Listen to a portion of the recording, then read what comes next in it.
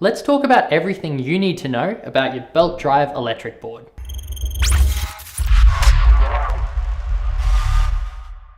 This video is split into 4 parts: adjustments, maintenance, wear, and consequences. So feel free to skip ahead or just sit down and learn something new. The guide to belt tension is to have it as loose as you can, but it's still not slip under hard braking. The following steps should help you achieve this. To adjust your belt tensions, the only tools you should need are the T or Y tool and a 1/8 Allen key. We're going to start by removing the belt cover, then the wheel nut, wheel, gear, and belt. If your board runs speed rings, note which order they came off in. The next step is to loosen the motor bolts. A half turn should be enough in most cases. Give the motor a light tug to get it moving freely. We're then going to put the belt, gear, and wheel back on. Then pull the motor lightly. We don't need the belt to be super tight. While holding the motor, do up the bolts on either side of the motor cog. At this point, double check the belt tension. For street, you should have 5mm or 1/4 of an inch of play when you pinch the belts. For AT, the belt should have less play and deflect slightly like this. Once we're happy with the belt tension, some wheel setups will allow you to tighten the other 2 bolts without removing the wheel. But in most cases, you will have to again remove the wheel, gear, and belt.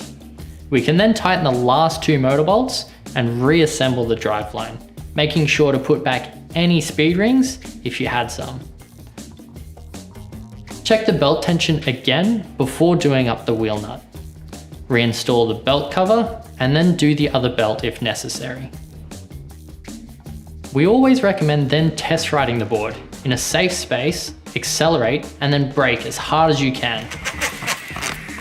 If the belts slip under hard braking, adjust them again to be slightly tighter.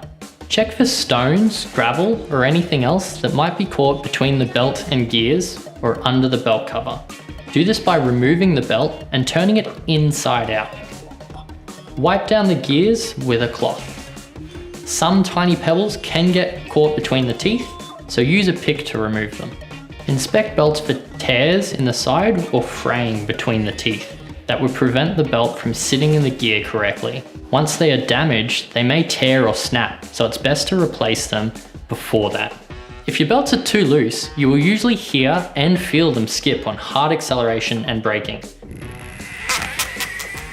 Not only will this make a loud and annoying noise, but your brakes won't work properly, and over time, it will damage your belts and gears. On the other hand, if your belts are too tight, it will increase the strain on the equipment, and you will wear the belt, gear, and bearings faster, as well as reduce top speed and range from putting more force on the motor, which can also lead to overheating. For all your other servicing needs, we have an entire video dedicated to getting your boards running smoothly. If this video helped you out, drop a comment. Thanks for watching.